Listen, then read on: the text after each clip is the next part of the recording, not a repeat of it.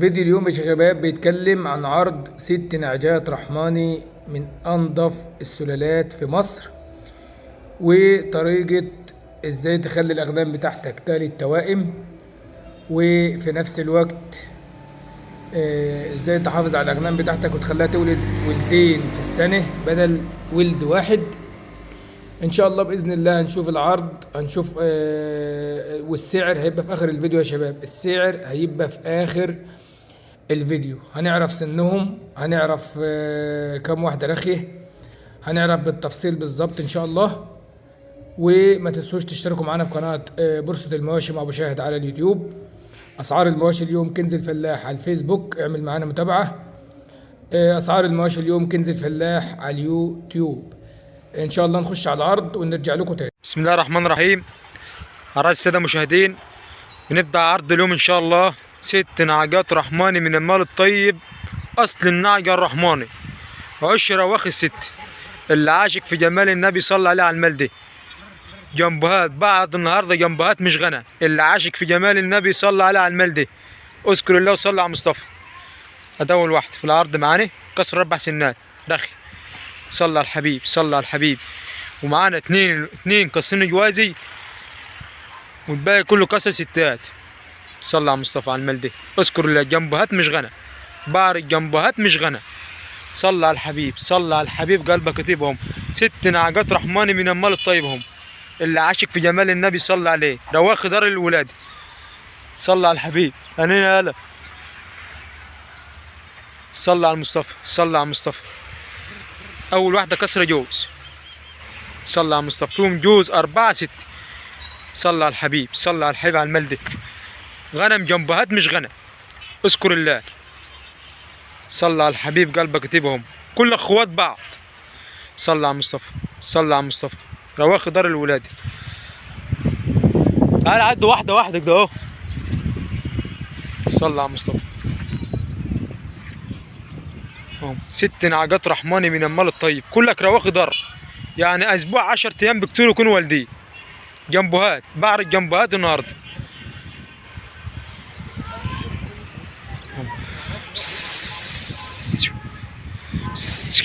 يا ابني عدك ده، عدك خليهم يمشوا، خليهم يجوا.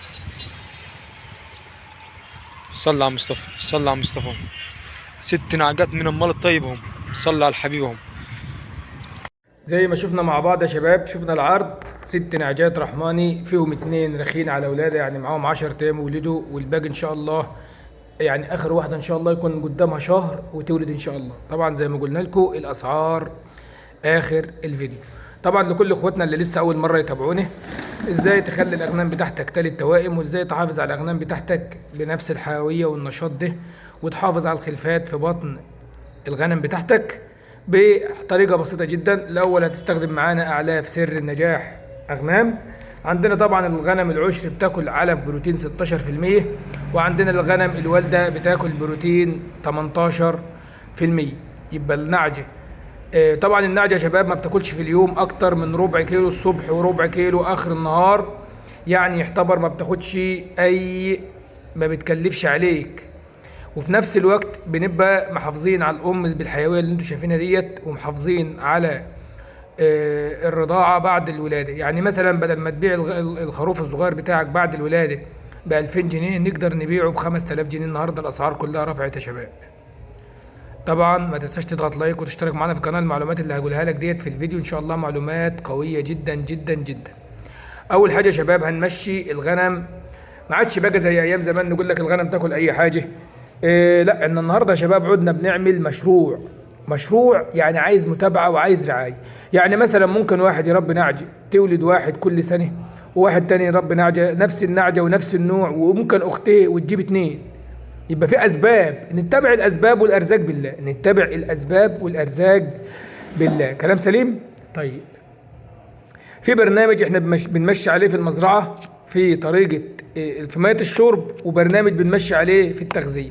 طبعا انا ما يهمنيش الغنم بتاكل ايه طول النهار، سواء بتاكل برسيم، سواء بتاكل خضره، سواء بتمشي بتجرد على المصارف، ده كله ما يهمنيش. انا يهمني احافظ على النعجه وعلى اللي في بطنها. لو هتجيب خروف تجيب خروف كويس، لو هتجيب 2 ما تجيبش واحد صغير وواحد كبير. ولو هتجيب 2 تعرف ترضعهم ويبقى حجمهم تبقى غنم تخينه، تتباع بدل ما الخروف يتباع ب 2000 وب3 لا يتباع ب5 وب6. احنا النهارده بنعرض اغنام بنت شهر ولاد شهر و2 ب5000 وب6000 جنيه. كلام سليم يا شباب. يبقى انت صرفت على النعجه 1000 هنخليها تجيب لك معانا 2000 جنيه. طيب دي الخطوه الاولانيه. يبقى مفيش حاجه اسمها الغنم بتاكل اي حاجه لا، انت اكل النعجه طول النهار اي حاجه زي ما بتاكلها مليلي بطنها، بس الصبح تاكل ربع كيلو علف سر النجاح وربع كيلو اخر النهار. ده دي في حاله النعش. وهي والده هتاكل برضه ربع كيلو الصبح علف 18% بروتين سر النجاح، وهتاكل اخر النهار ربع كيلو. يبقى حافظنا عليها وعلى خلفتها. طيب ايه تاني؟ طبعا العلف ده يا شباب في جميع العناصر. يعني في واحد يقول لك انا باكل رده، في واحد يقول لك انا باكل ذره، في واحد بيقول لك انا بدش لهم فول. الاول كيلو الفول النهارده ب 40 جنيه وب 45 جنيه، وكيلو العلف ب 15 16 جنيه. يعني سبحان الله، علف متكامل فيه كالسيوم وفيه بريمكسات وفيه اضافات وفيه حاجات للبن وفيه حاجات للخصوبه وفيه حاجات زي المغنيسيوم، في حاجات زي الكالسيوم. كل اللي النعجه محتاجاه في كيلو واحد. فول صويا وذره ورده يعني فول صويا وذره ورده وكسر غله وشعير، واللهم صل على سيدنا محمد مستخلص بذره قطن وكزب عباد ورده. يعني حوالي 10 12 مكون غير البريمكسات واضافات الاعلاف. يعني كيلو العلف مستحيل هتبقى انت حاطه في ذره بس او في شويه غله بس او في شويه رده بس، او مش مستحيل. وكده كده انت بتكلف، ما تكلف كويس بقى. ماشي يا شباب. طيب احنا جبنا العلف وسمعنا كلامك والدنيا رايقه، هنعمل ايه تاني؟ هنمشي الغنم ديت على برنامج ميه ثابت. الامهات والخلفات والرضاعه كل الغنم اللي عندك في المزرعه كلها زي بعضها. هيمشي يوم املاح معدنيه في الاسبوع بيطري، ميه في الميه، املاح ميه معدنيه في البيطري، وهي سيلينيوم والف دال مره كل اسبوع. يبقى مره املاح معدنيه ومره الف دال وهي سيلينيوم كل اسبوع. ماشي يا شباب. يبقى يوم في الاسبوع املاح معدنيه، دي بتيجي من عند الطبيب البيطري، اي طبيب بيطري جنبك. ويوم في الاسبوع الف دال وهي سيلينيوم برضو بيجي من عند البيطري. كلام سليم. شركه تجيبوا بقى شركه محترمه عشان خاطر ايه؟ يعني في هي سيلينيوم والف دال بتحط منها نص سنت على اللتر، حاجات مستورده حاجات كويسه، وفي حاجات مصري تحط منها سنت على اللتر. دي بتزود اللبن وبتزود نسبه التبويض عند الارانب، عند الاغنام وعند الارانب وعند المواشي وعند كل حاجه. اللي هي سيلينيوم والالف دال والاملاح ومجموعه الاحماض الامينيه دي كله بيزود الخصوبه. يعني ايه؟ يعني لو عندك نعجه بتخلف خروف واحد، ده بيبقى من التبويض اللي في النعجه، ملوش دعوه بالكبش وملوش دعوه بسلاله النعجه. ممكن سلاله النعجه تبقى بتجيب 3 والنعجه تجيب 1. ممكن الكبش يبقى بيجيب مع غنم 3 وفي غنم 1 وفي غنم 2. الكبش ملوش دعوه تماما.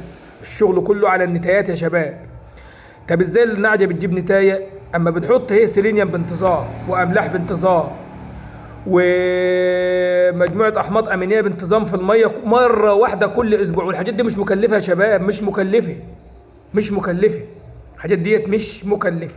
هنحط يوم املاح معدنيه من عند البيطري، وهو يقول لك تحط كام سنت على اللتر لكل المزرعه. عندك ذكور، عندك نتايات، عندك خلفات، كل اللي عندك هيشرب. وهنعمل لكم فيديوهات تربيه عملي قدام شويه. اشترك معانا في القناه وتابع معانا عشان ان شاء الله نعمل لكم الفيديوهات ديت عملي. كلام سليم. هتزود الخصوبه، هتخلي النعجه اللي اثناء التبويض يعني والنعجه عايزه تعشر، هتعمل بدل ما تنزل بويضه واحده تعمل 2 أو 3، بحيث ان الذكر اما يلقحها الكبشه اما يجي يعشرها تجيب لك خروف او 2 أو 3 بدل 1. كلام سليم. بعد كده يا شباب العلف بتاعنا والاسعار الغنم ديت يا شباب. هنقول الاسعار عشان ما نطولش عليكم عشان الفيديو طول. اسعار الاغنام ديت فيهم 2 رواخي الشهر دي، يعني 10 ايام يكونوا والدين، اللي ورا دهيت وواحده كمان. ماشي. دولت الاثنين الواحده الاثنين عاملين 31,000. عندك التانيين جميع الغنم لو انت خدت العرض كله في بعضه، العرض ب 14,000 في بعضه. شكرا جزيلا. ما تنساش تضغط لايك وتشترك معنا في القناه. السلام عليكم ورحمه الله وبركاته.